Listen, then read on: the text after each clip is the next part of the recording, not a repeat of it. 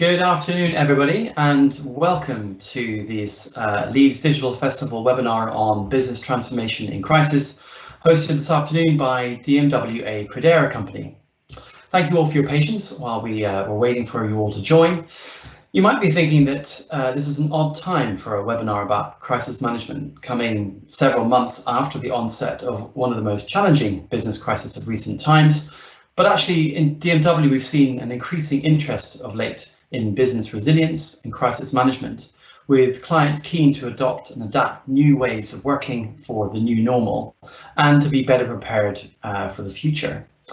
They recognise, as do we, that whilst coronavirus has been the most significant crisis of recent times, it's certainly not the only crisis that businesses have had to face, and nor will it be the last. So this afternoon, we'll be looking at crisis management itself, at some of the principles and priorities, tools and techniques for it, but we'll also be looking at business resilience, including some sort of strategic investments that you can make as you adapt to the next normal. For those of you who are not familiar, I thought I'd just take a moment to introduce DMW. We're a boutique consultancy based in London, Manchester, and of course in Leeds, and we've got over 30 years of experience delivering challenging transformation programs across the world. And really, we look to do three things. We look to leverage the cloud, to help clients maximize their use of data, but also to integrate new digital channels. And recently, we've been helping our clients to adapt to the challenges of COVID. We've been looking to help them streamline their business operations, but also to integrate more innovative ways to reach their clients. And what we've seen is a real value is building with our clients multi-skilled teams so that you can combine advisory, engineering and delivery skills in one. I'd also like to take a quick moment just to introduce the team. I'm Matt McGuire. I'm a managing consultant here at DMW Group, and I've come to consulting by way of a former career as a British Army intelligence officer. So back then, my role was to collect and utilize data to help military commanders make better, more informed decisions. And often that was in chaotic situations where information was unclear. And a lot of those realities ring true today. So as a result, I've been blending military leadership principles, crisis management tools and technology to try and help businesses adapt to crisis. I'll be joined today by Will Try. He's our lead business architect, and he's got a wealth of experience of digital transformation, particularly from his previous time in Capita, where he led a number of end-to-end business transformations where they integrated new organizations.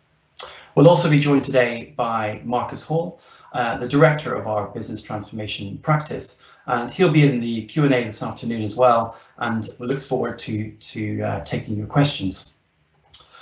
And so first of all then, with business resilience, this is resilience all about organizations being able to ride out uncertainty instead of being overwhelmed by it. Business resilience encompasses many different factors and different disciplines. There's risk management, crisis management, business continuity, disaster recovery, etc. But fundamentally, it's aimed at trying to address all types of risk, be it the short, sharp sort of cyber threat type risks or natural disasters, or even the more enduring pandemics that we are currently dealing with. But ultimately, the idea is to address the consequences of major incidents and also improve the ability of an organization to adapt. But fundamentally, whichever of those disciplines we're talking about, they break down into the four areas that we've depicted here. The first is mitigate, so making investments to reduce both the likelihood and the impact of a potential crisis. And linked to that is to prepare, so planning and resources set aside in preparation for how to respond. The response itself, there are clearly tools and techniques which can support businesses in making rapid, effective decisions. And lastly, it's all aimed towards the recovery. So priority activities that you coordinate to normalize and return your organization to operate in the next normal. Because ultimately there will be future crises. We know that businesses operate on a business landscape, and that landscape is impacted by political, economic, social, technological factors. And some of them are foreseeable. So even in the next year, we know there will be challenges, potentially crises around Brexit. But for many other factors, things like disruptive technology or cybercrime, those crises will not be foreseeable.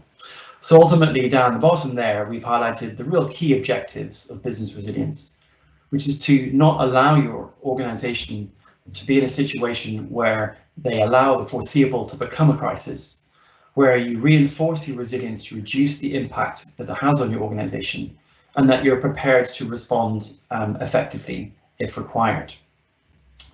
So for this afternoon, I'm going to focus on the bottom two aspects, prepare and respond, leaving Will to cover the recovery and future business resilient investment areas a little later on. So I'm going to start with crisis management itself. And I'm going to spend a few minutes this afternoon looking at why crises are so challenging and how best organizations can prepare for them. We'll look at some of the principles, outline some tools and techniques that you can take back to your organizations to help make more effective decisions. But also we'll look at an interim management structure that you might want to consider to enable and to lead your teams during crisis situations. So firstly, we've all experienced firsthand, no doubt, over the last few months, what a crisis feels like, either in a leadership role or as part of a team. And by definition, a business crisis is an event or a series of events which causes major disruption for a business. It's typically sudden, there's an intense sense of danger to the business, and there's a need for a rapid response and rapid decision making.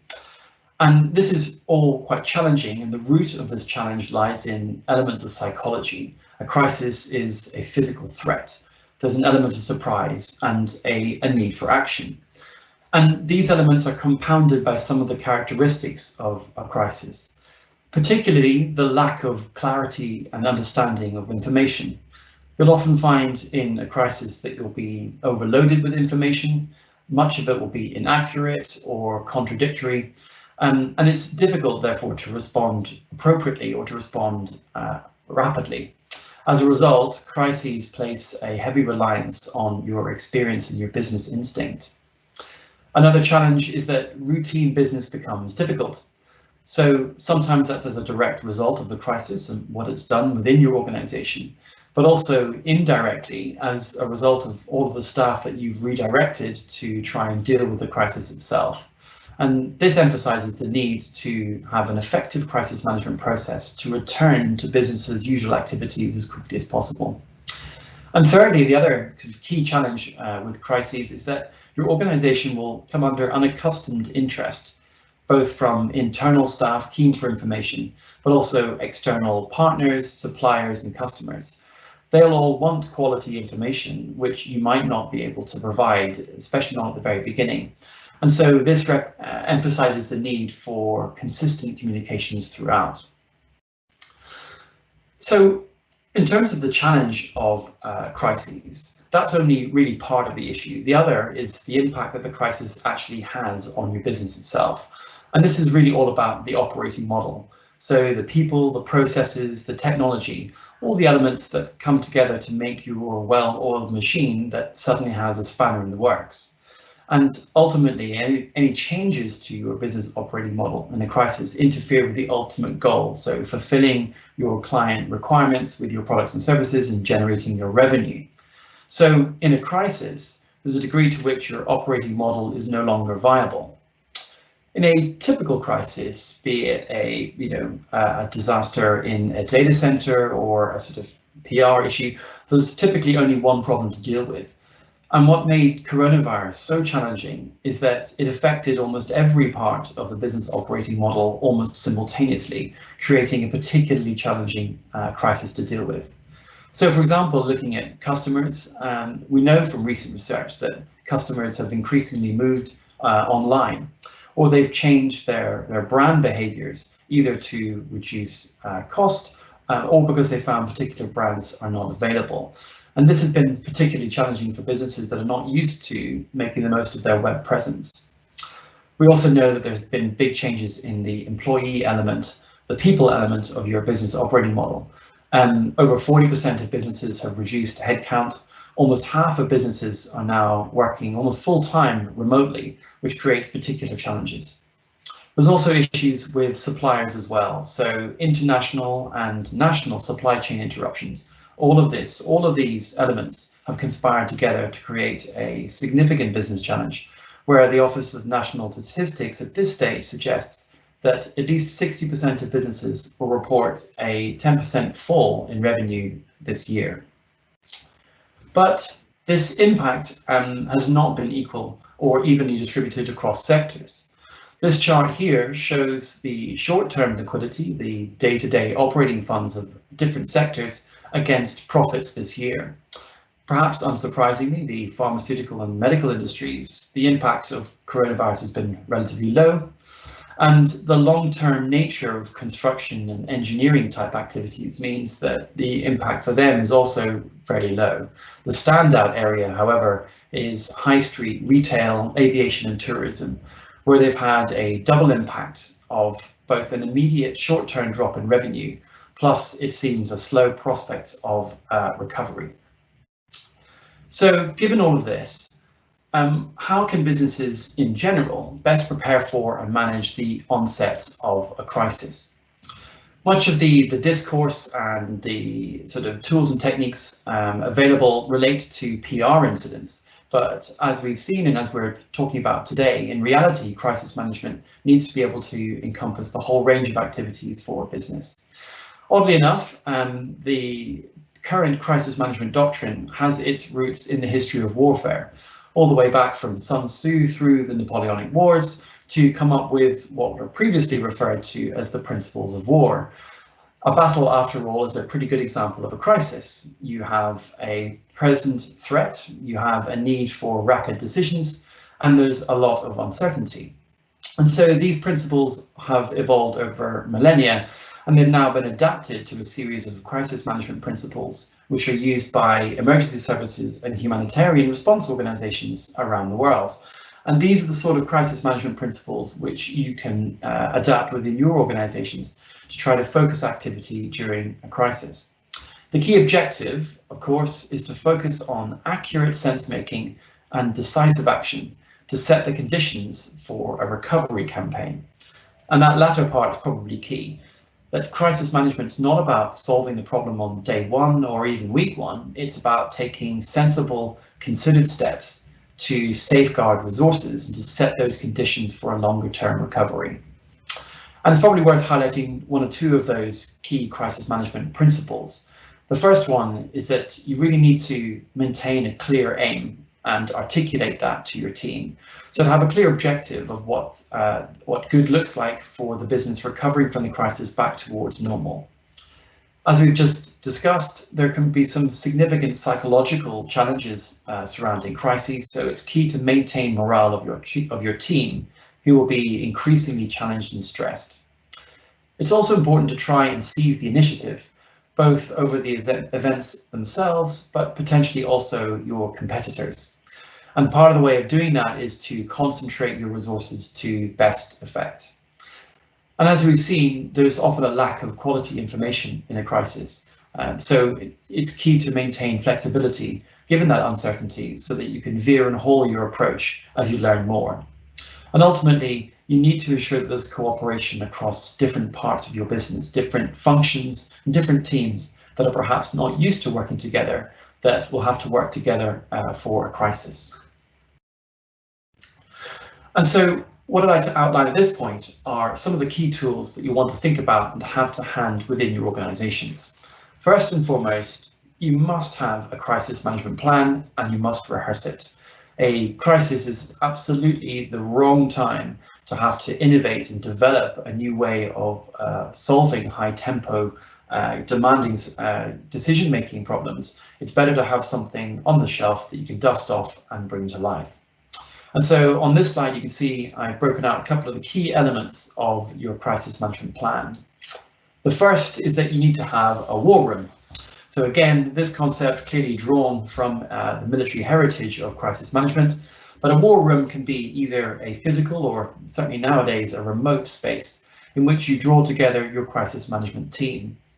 That team itself will vary depending on the nature of your organization, But as a minimum, you need to have representation from across each of the business functions, so HR, IT, operations, etc. But it's important to have clearly defined roles and responsibilities within that crisis management team.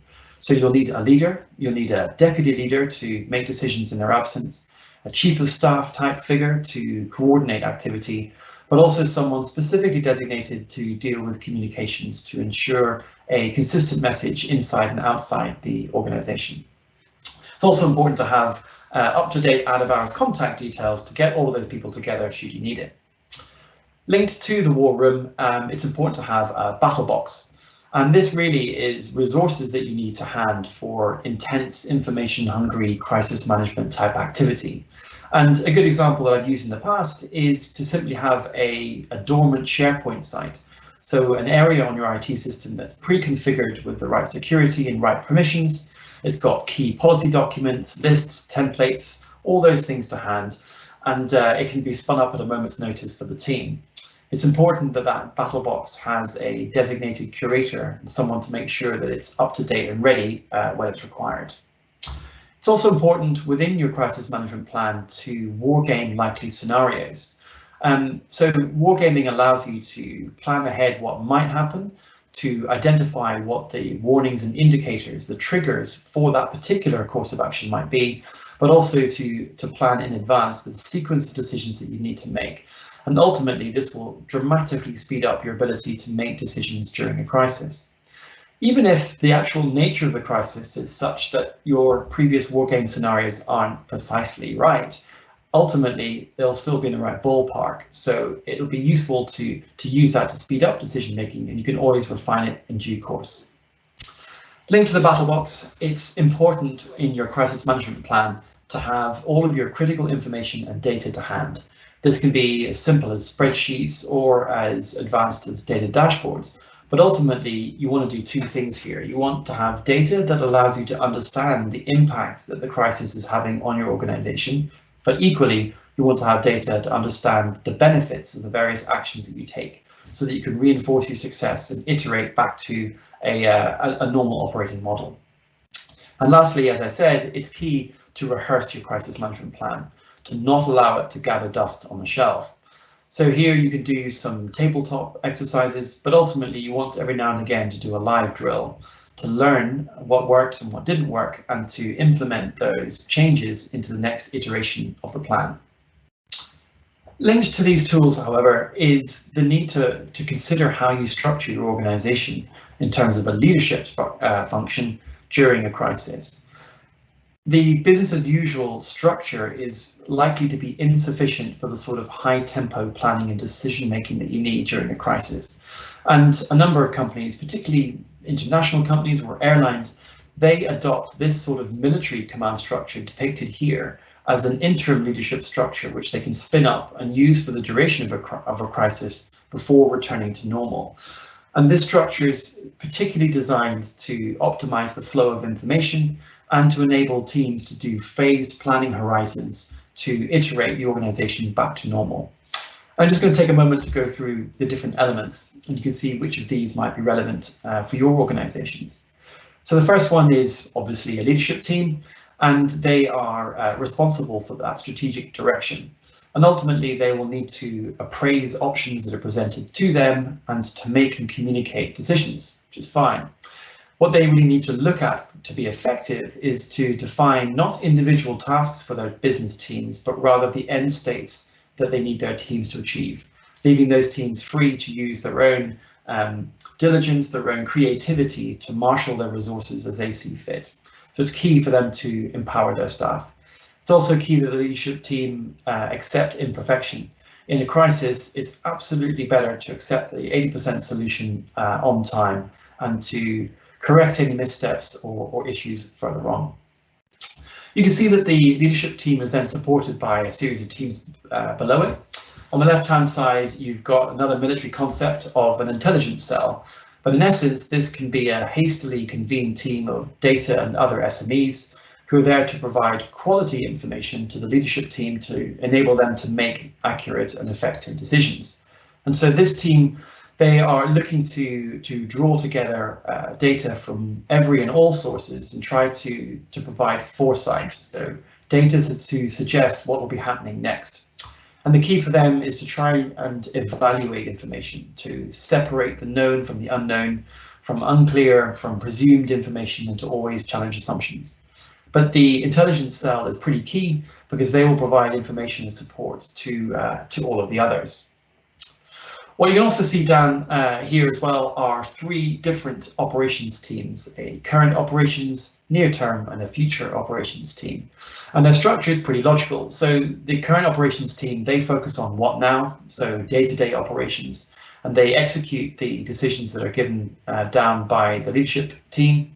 And key for them is for them to act decisively and to focus on economy of effort. But ultimately, this can be an all-encompassing role, which is why you need separate teams to try to look further out. The last thing you want in a crisis is simply to chase the ball around the field. You need to have a team dedicated for current operations, but supported by others. So the near operations team, in that case, they're looking at what next. So the next week or the next month, and they're conducting more considered planning. And that may even include delivering short-term projects, for example, boosting remote working technology that's scaled out in a matter of days or weeks to try and help the business. They will then pass a number of plans they develop to the current operations team to actually execute. And for the near ops team, their focus is on safeguarding the business's resources. So time, money, human resources, trying to buy time to stabilize the business. And lastly, then there is the future operations team. So in this case, this team are looking to make strategic decisions for longer term recovery, trying to adapt the business to the next normal operating environment. So here they're looking to do further wargaming activities and to provide investment options up to the leadership team to consider. But ultimately, all of these organizations are working together, sharing information and taking their direction from the leadership team. Just wanted to try and draw all this together into a case study that I worked on recently. And DMW were asked to help a global travel firm who'd been crippled by a sophisticated ransomware attack. In particular, the attack had disabled their ability to field invoices out to their clients. And so there was a real risk that if this wasn't resolved within a matter of days, that the business itself could be at risk.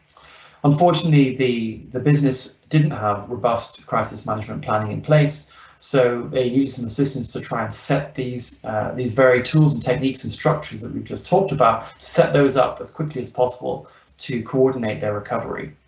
So we built up a current operations team, and within the first 72 hours, the immediate focus was to establish that war room and to agree what the priorities were. So we use some pretty basic sort of business mapping tools, so looking to understand the business canvas of this organization and what their value chains were, to realize what their priorities should be. And so we agreed that the key priority was to safeguard their data and to try to re-establish as quickly as possible that business critical invoicing capability, and that all of the rest of the functions could follow in due course. And so in the near term, within the first week, we'd worked with them to build a new, secure, clean cloud platform into which we migrated their key apps and then rolled them out to their global users. All of this designed to restart that business critical invoicing capability, to bring in that revenue and to stabilize the business, to buy time for what then followed as a longer term recovery.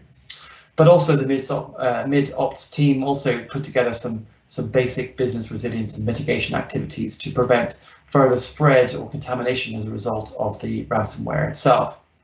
And lastly, we helped them develop a new IT strategy whereby they would move the majority of their resources into the cloud and integrate new business resilience measures. And all of that sort of activity would take place longer term over a case of several months.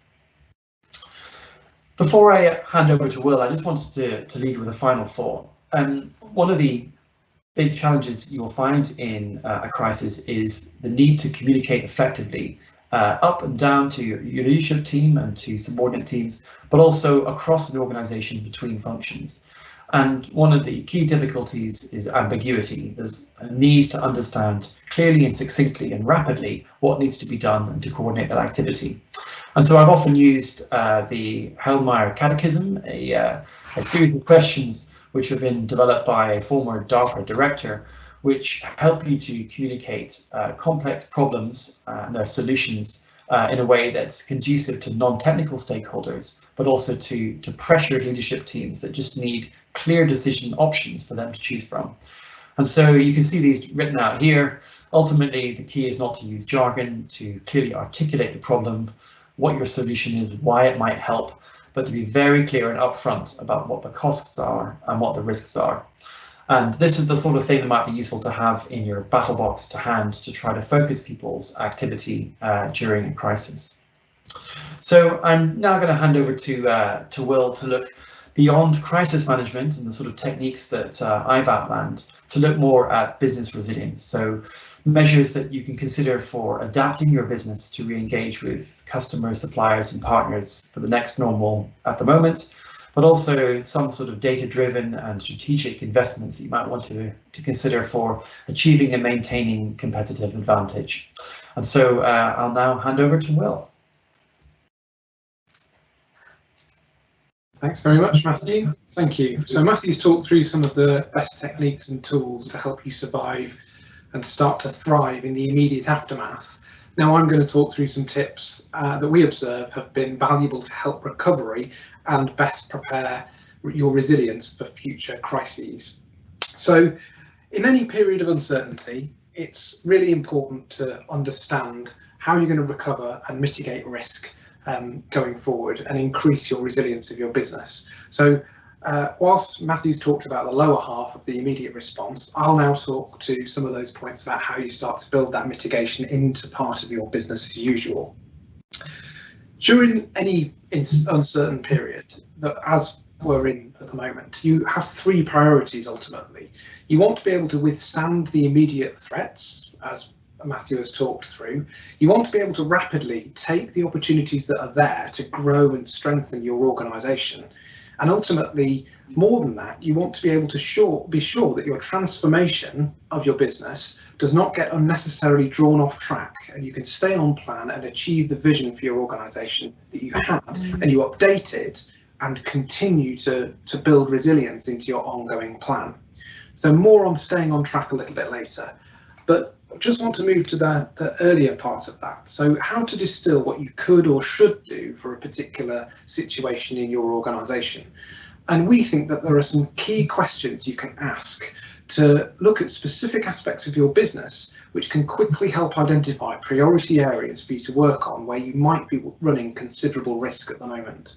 So firstly, where do you think you need to address immediate continuity imperatives? Some of the points that Matthew has touched upon about having a SharePoint ready and having digital tools that your team are able to access and are confident and competent in operating. The worst time to find out about that is when you're having to use them in anger. So to rehearse those sorts of things. Are there any immediate continuity issues that have come out of the last 6 months or so, and that you foresee may cause issues in the future?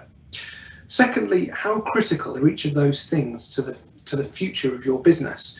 How critical are they to your mission and to the services that you're providing to customers?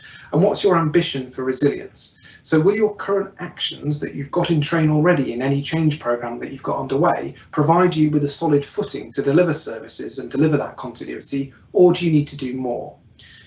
And that leads to where should you invest to build sustainable resilience into your business?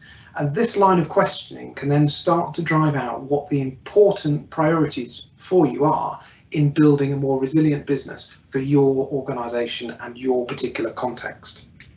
So I think it's really important that we've all observed recently that in a crisis, what tends to happen is that things are pared back to the absolute essentials.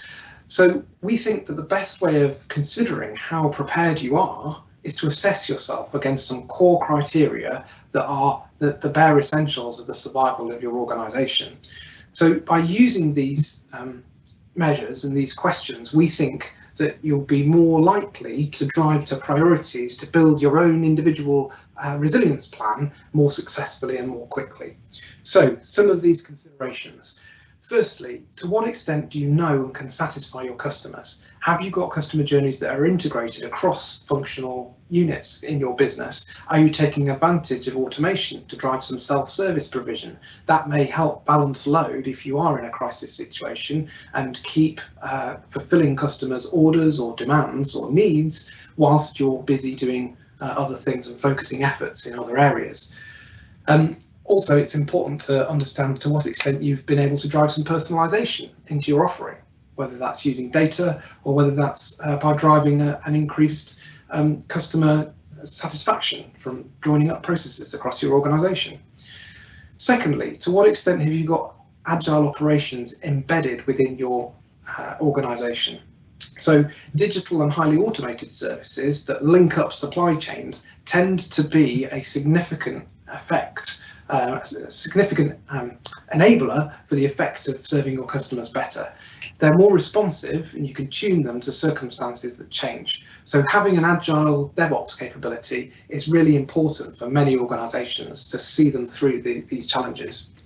Thirdly, to what extent have you empowered your people to embrace agile working and to confidently work remotely with each other? So the tools and the technology and the capabilities might exist in the technology domain, but to what extent are your team enabled to use them and thriving using them for what is now quite a sustained period and is likely to continue and potentially subject to future shocks and future changes in circumstance?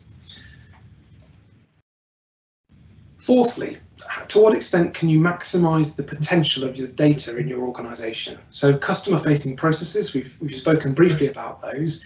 Are you able to use what they're telling you across digital channels and across other aspects of their interactions with you to help serve them better, to improve the process and to reduce the time to serve them, which can drive efficiencies into your business and ultimately reduce the cost of serving that customer? That's a really important enabler, and I think that's going to continue to be important. And also wrapping all of that in an end-to-end secure design. Board level priorities should consider that this is clearly needing to be secure across all channels and all elements of your estate. But to what extent are you resilient and prepared for a sustained period of remote working and access to data and other assets for your organisation across multiple locations and to enable remote working? So looking at questions across these 5 domains starts to drive out priorities for your organisation and starts to give you a sense of where you are as an organisation and where you might need to be better prepared or where you might need to make some investments to be better prepared for future crises. There might be things that you're already doing in these spaces, but it's important to take a critical review and look at them using the questions on the previous slide and across these dimensions to consider how prepared you are to build in resilience to your business. So I like this quote, Ed Rowell's quote. He was originally referring to US foreign policy in the 90s, but it applies equally well to the vision for any transformation programme. But an overarching vision to clarify exactly where you're planning to get to and what you're seeking to achieve is really critical. It's really critical for any change programme, and it might need to be updated or refocused as a result of the events of a crisis and to build your resilience. So using some of the customised thoughts for your organisation out of the questions we've just posed across those domains of your business, you can then start to work out what the vision for your organisation needs to be and where it might need to be tweaked or refined and to emphasise greater resilience and greater robustness into your plans. So it's a deliberate task to set a vision. It's not something that you can change or leave to chance or rely on previous versions. It's a really important piece of work that needs to be done, and to keep adjusting it with what you're seeking to achieve is an important step at the start of making plans to implement your business resilience. So there might be things that you were doing anyway. There might be things you need to accelerate. There might be things that you need to prioritise and equally deprioritise or refine. But do you need to better service your customers through better means, through different channels? Do you need to set up alternative channels because the face-to-face channel was withdrawn at very short notice in a sudden shock to us all recently. Is that something that you're working on at the moment? Is that something that you might need to work on and consider in future in some sectors?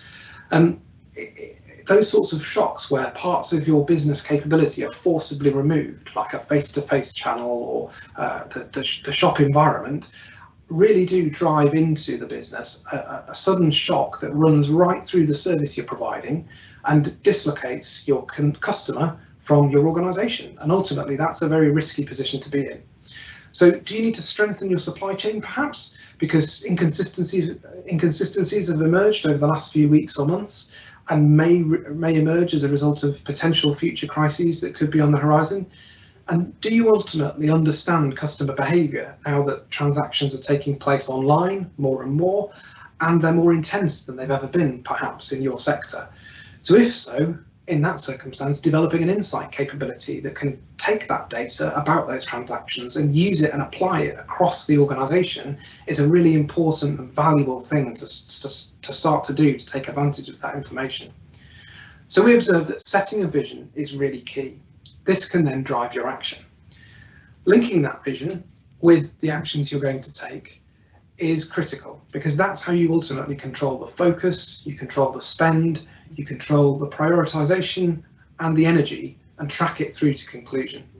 So showing your capabilities in clear architecture views can then start to map exactly which capabilities in your business you need to change, whether that's in digital or in your technology stack, whether that's in business process to refine the customer journey and join it up over previously what were silos, so that the customer is serviced in a more streamlined fashion and their expectations are managed in a better way. It's also important to understand, if you're changing and layering change on change in this manner, changing one capability, a tool set, might then drive or require a change elsewhere. So just changing the technology may not be enough. You need to then equip your staff with the right mindset, the right skills, or the right data to provide that outcome to the customer. And linking those things together with a clear set of business architecture views is how you link the ambition in your vision to the specific activities that you take at project, program, or product level to improve your organisation and improve and deliver your outcomes and your vision. So it's really important to get that architecture right and to maintain it on an ongoing basis. If you've got a number of outcomes to achieve, then you can layer those up and you can then start to see the impacts. So if you were to delay one project, what would the impact be on subsequent projects in terms of developing capabilities on your business? What other capabilities will it delay as a result? So doing that allows you to then quickly see the links between those initiatives, the links between projects, and have a clear view. But you have an architecture at a point in time that's fit for purpose. That's great, but it's also important to then execute on it and keep the architecture view up to date and implement responsive and agile governance that can then help that business architecture keep up to date.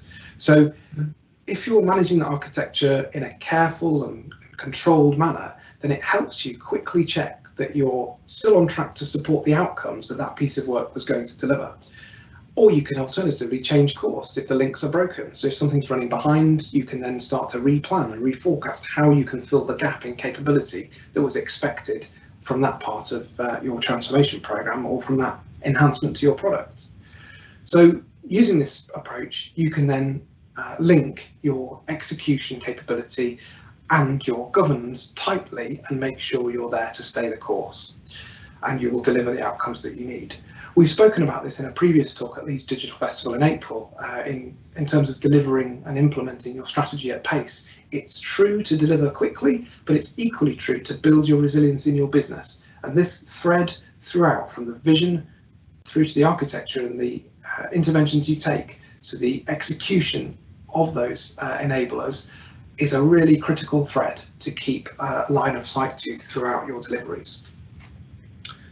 So once I've set up a framework where I can start to deliver those interventions and deliver the uplifts, what suggestions and what ideas might we have to be able to deliver change in your resilience capabilities in the short, medium and longer term? Well, ultimately, changes to make remote working work and enable your team to be fully productive and to thrive with a shared identity despite them being remote. That's a really tricky thing to do, and some organisations that we've spoken to are finding that challenging over a sustained period of time. But by investing in cloud technology and ways of working that support that actively, organisations can thrive and can enable their workforce to become as efficient, if not more efficient, than they were previously being when they were working in fixed locations. So embedding those new ways of working is something that will continue to build resilience into your business.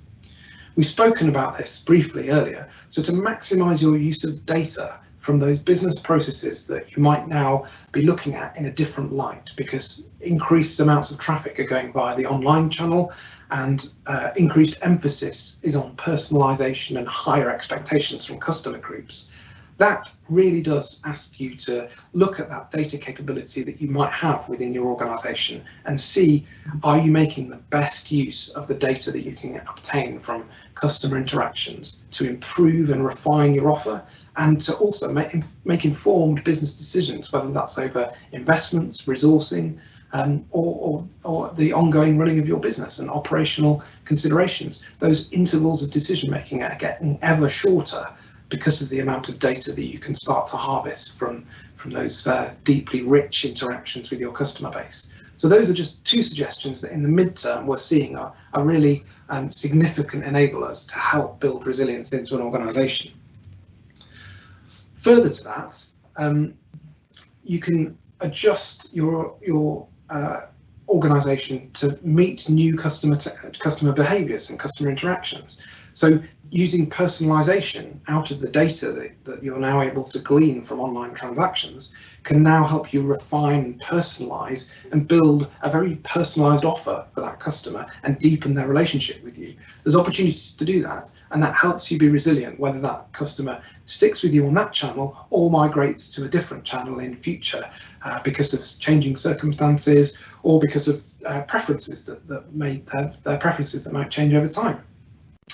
All of that then would lend itself to a great investment in digital platforms to make sure the capabilities and the efficiencies of your platforms that underpin a lot of what we've talked about here are effective, and they're tuned to give you exactly what you need in your circumstance. So by looking at whether your digital platform is robust enough, whether it's sufficiently agile, and whether it's sufficiently responsive to the needs of your customer base, that is a really good place to start looking at whether you have resilience to withstand the next set of shocks that your organisation may be subjected to. So from doing those things, or from looking at those dimensions across your business, you can then start to build a view for your personal situation in your organisation about how to make your organisation more resilient in future.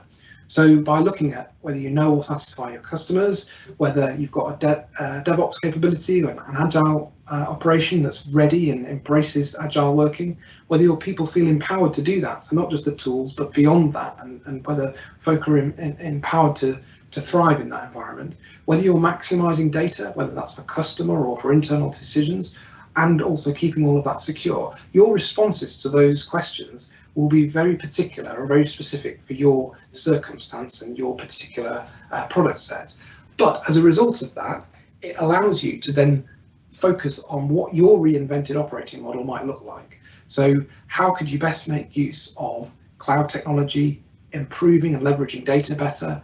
What for your existing transformation plans or programs that you may have had? Do they need refocusing? Do they need augmenting in some way?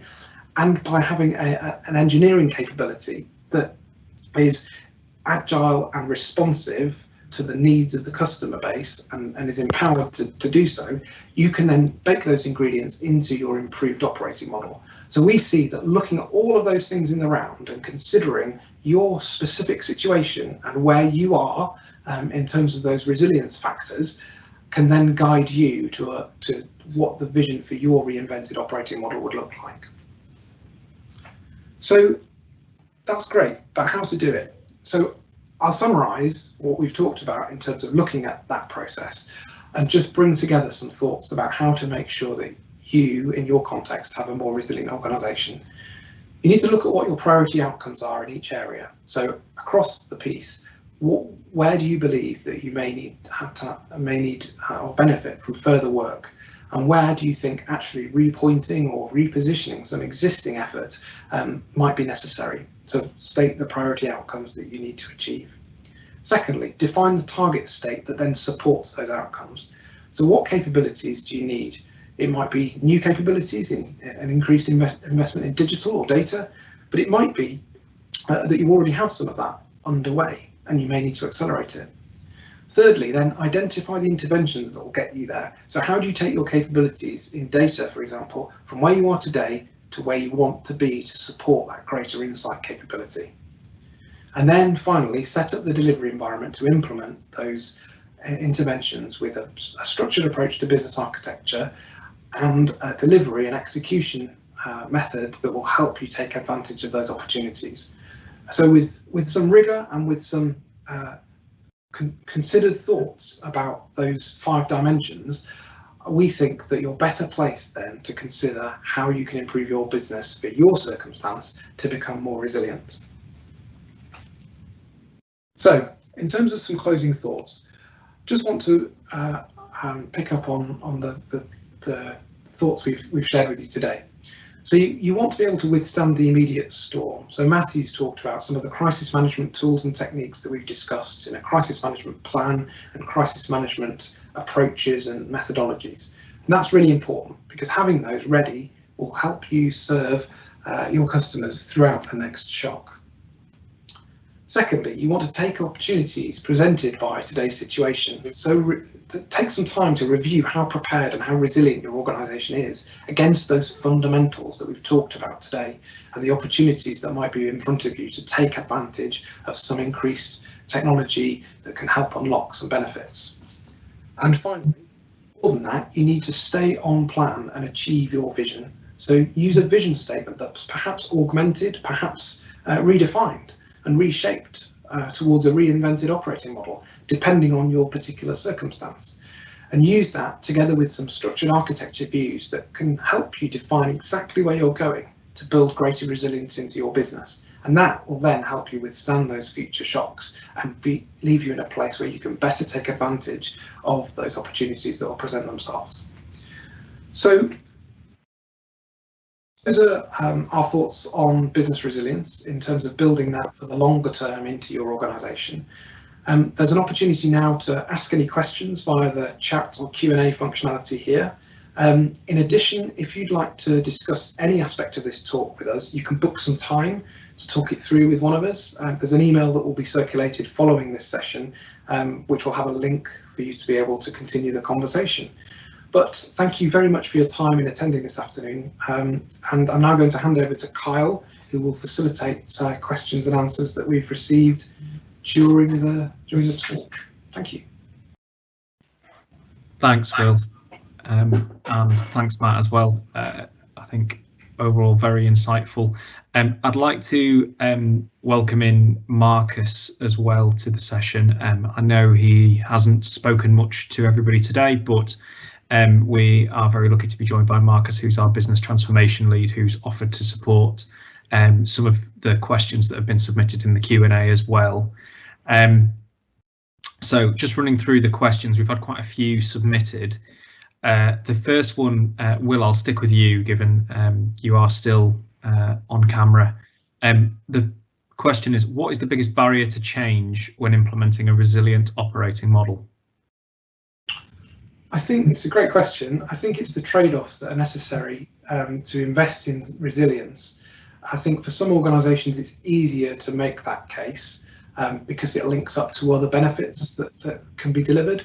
So when you're talking about maximising the use of the online channel and driving better decision making through an increased amount of data or joining up customer experiences across silos, that's an easier case to make because making the investments also helps you become more resilient, so it's kind of added benefit.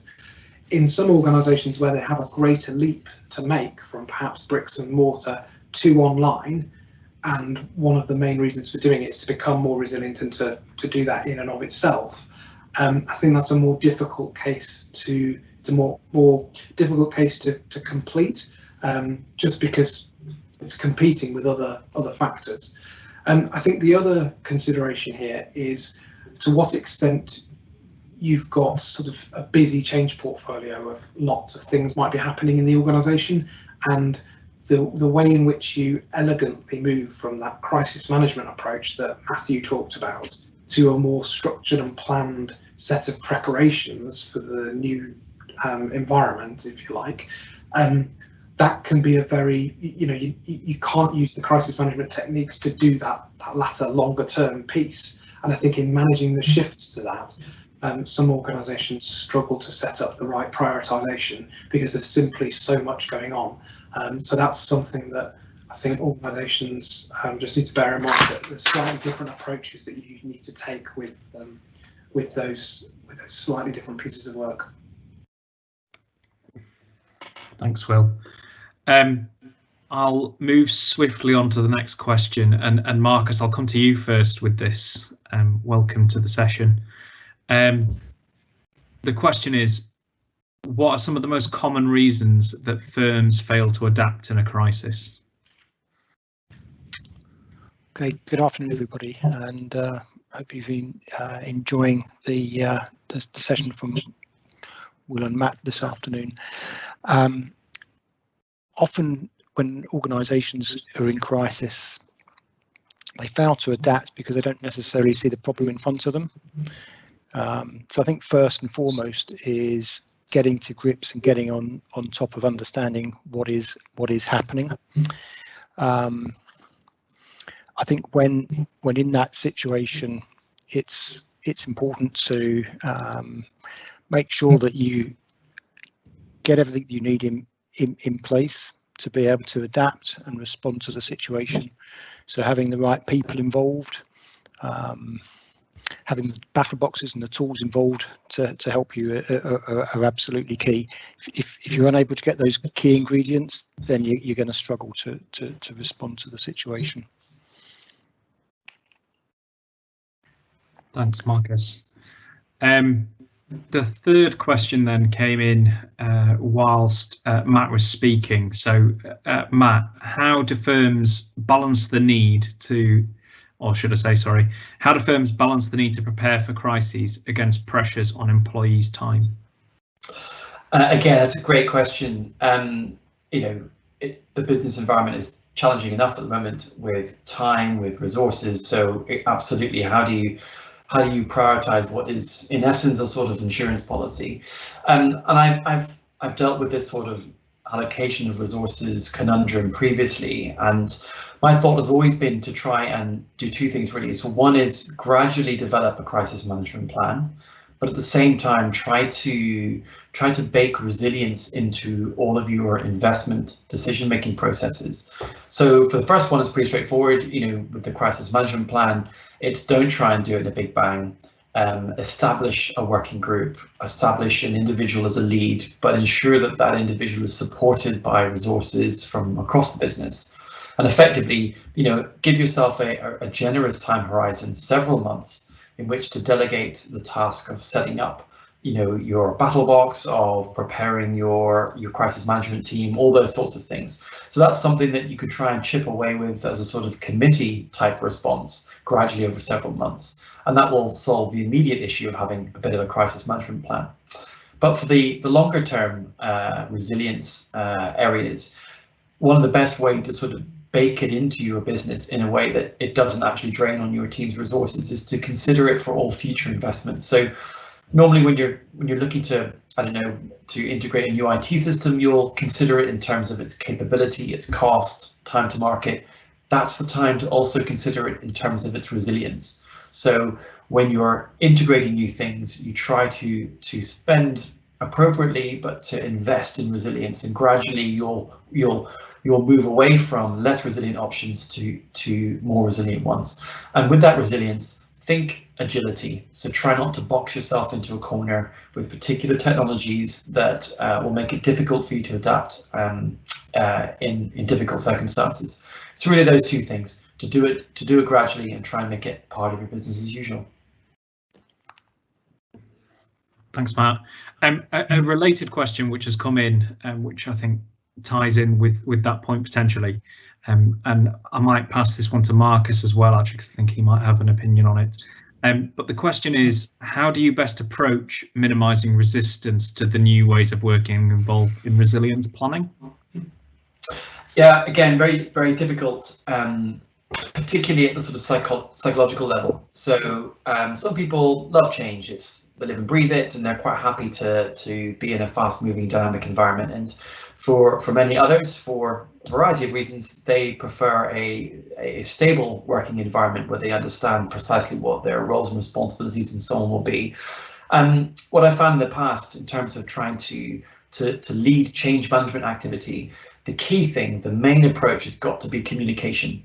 Communication from the outset and throughout the change process. And the key things you're trying to communicate is, firstly, why the change is necessary, and to communicate the changes in terms of the benefits they'll bring both the business and your teams, and not the challenges. And what you're really trying to get is to build momentum within your team where they feel part of the solution.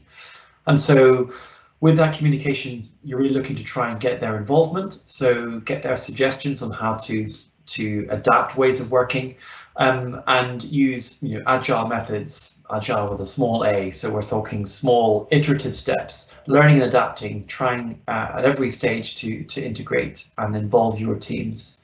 And one of the things that can cause resistance is people are naturally fearful of change and how it might change the way they have to deliver their role.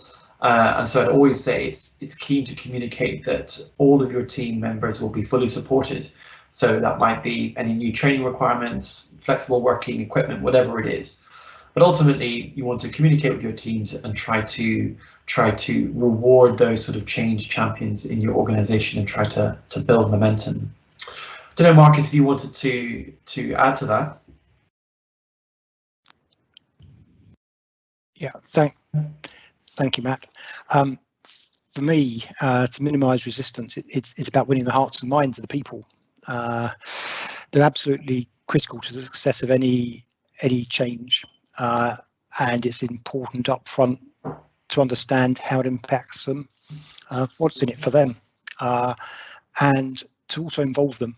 People like to be involved. They like to feel some degree of control in the situation about what's happening, going on around them. If you can bring people in to understand the bigger picture, so what's happening with the crisis, the impact of it, they're much more likely to be supportive and help make change happen. Change is about the people ultimately. It doesn't matter at the end of the day. You could have the best processes, the best battle box, and all of these good things. If you don't get it right with the people, then resistance will occur and you won't make change happen. So first and foremost, the people, focus on those hearts and minds, and as Matt said, communicate. But it's not just communicate; it's communicate. You cannot do enough communication in these situations, and you've got to understand, the impacts and the unique needs of each of those stakeholder groups. Perfect. Thanks, chaps. Will, you are up next. So the question that's come in, and I think there's maybe two linked questions here, so I'll pose them both to you and see how you'd like to approach it. But the first question is what do you think is the biggest opportunity for organisations now that the immediate recent crisis has stabilised in inverted commas? But there's also a question in about what new capabilities do you think organisations need to develop to sustain resilience? I think there's probably some crossover there. Do you want to take those? Sure. So I think in terms of the biggest opportunity, there's an increased amount of data about transactions that your customers and experiences your customers are having with your organisation, usually because they're doing more and more things online. So you're getting a much greater granularity of information about what's going on. So there's a massive opportunity to be able to harness that and find out what it's telling you about products that might need to be refined, or services that might need to be refined in a particular way because people are dropping out at certain points in the journey, failure points. It's easier to analyse that and understand what to change and how to improve things if you've got access to much more data. So I think the richness of the data that an organisation typically has as a result of the situation we're in, where people are, the intermediary is the web platform usually between the organisation and the customer. That unlocks a lot of potential for people to look at that data, find out what it's telling you, and refine the offering. So I think massive opportunity there. There's also a significant opportunity in the fact that you've got an enabled workforce that's now working remotely.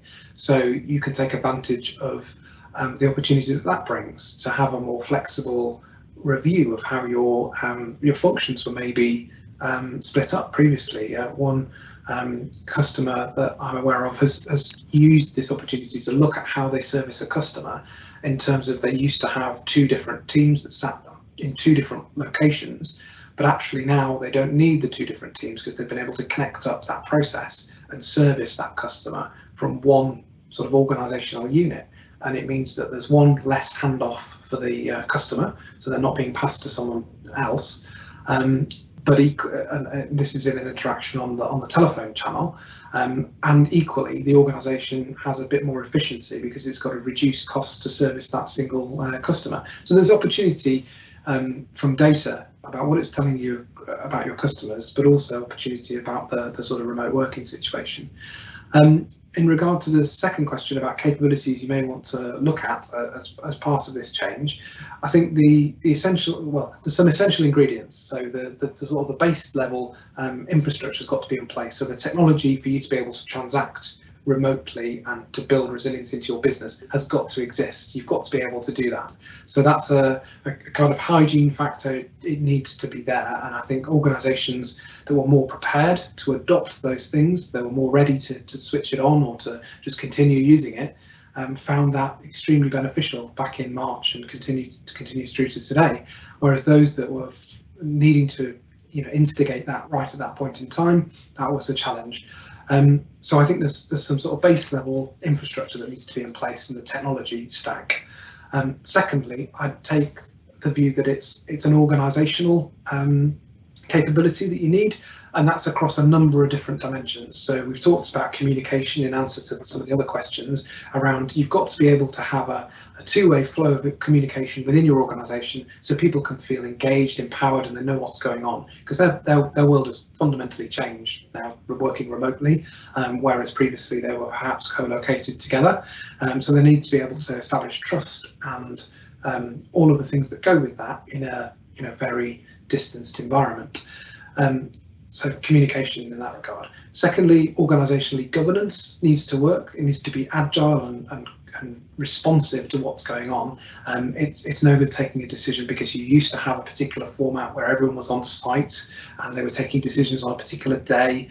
You need to be able to adjust that to respond to perhaps faster intervals of control that you need to have in a crisis management situation, and you may need to have it persisting for as we go through into this sort of interim period and for the medium term. So I think there's some technology enablers that are key, and there's some organisational dimensions that are really important too. There are probably more, but those are probably good ones to focus on to start with. Thanks, Will. And I think that's a nice lead into our final question of this session. And I think I might just get everybody's opinion on this because I think it's worth a discussion. I'll start with you, Will, given you are still on screen. So how can an organisation be sure that they are doing the right things to prepare when there's so much that they could be looking at? I think that's the importance of applying a few tests and a few searching questions to the initiatives that you select. So look at all of those key dimensions of what's going to sort of move the dial across those 5 domains that I suggested in the talk, really, and look at those critically and think, are the interventions I'm taking likely to achieve that vision and increase those capabilities and increase the resilience for the organisation, and then fundamentally to keep that under review so that you can start to see if a particular set of features or the particular implementation or the particular thing that you're doing has morphed or got diverted into something slightly different and is no longer going to give you that resilience. Then you identify it early and you spot it, and you can start to redirect that effort to a more efficient use of that time or that resource or that money. I think keeping those things under review and having a delivery mechanism or an execution mechanism that monitors the architecture of your business and monitors those changes in a fairly lightweight fashion is important, because that is how you monitor that the value is going to be delivered and the outcome is going to be delivered. And I'd say that's true for a crisis management sort of resilience situation, but it's equally true for any program of transformation work. So yeah, I think that's a priority. Thanks, Will. Matt, I'll pull you in next. What's your view? Absolutely. Yeah, I think following on from what Will's saying, I think one of the areas that's key is to really understand how your business operates. And that might sound like a strange thing to say, but it's being able to sort of identify the processes that link different parts of your operating model together. And so I've always been a proponent of using simple tools to try and break down a complicated op model onto one page. So that's things like the business canvas or value chains, whatever it is. But if you invest time in really breaking down how your business functions, you start to see where those vulnerabilities are, and you identify the business critical activities, the things you really need to focus on. And so actually your sort of preparation, your resilience activities, you can start to narrow down the scope, because going back to the sort of military heritage, Sun Tzu said that to defend everything is to defend nothing. So ultimately, in this case, what you want to do is pick the things that are most important. So you identify those priority value stream activities. You know who it is that has to deliver them and what resources they need, and you put a plan in place to make sure that those are available. Perfect. Thanks, Matt. And last but not least, Marcus, could we get your views on this? And obviously, as this is the last question, can I ask you to close us out as well? Okay, thanks, Carl. So for me, it's about focusing on the basics to start. So, who, what, where, how. Get clear on that. That's at the core of the preparation. In doing that, there should also be a real focus in and around where you get the biggest bang for your buck in terms of the preparation, and on the needs of ultimately your customers, because they're what ultimately drives the value of your organisation. And then finally, for those high priority areas, don't let them be surprises. Think about the playbooks that you need for the obvious scenarios. Get those in place. Think about where you need flexibility in your organisation, where you need the people empowered, and enable the team to be able to operate effectively in that situation, so that they can make the decisions rapidly to resolve the issues that you face.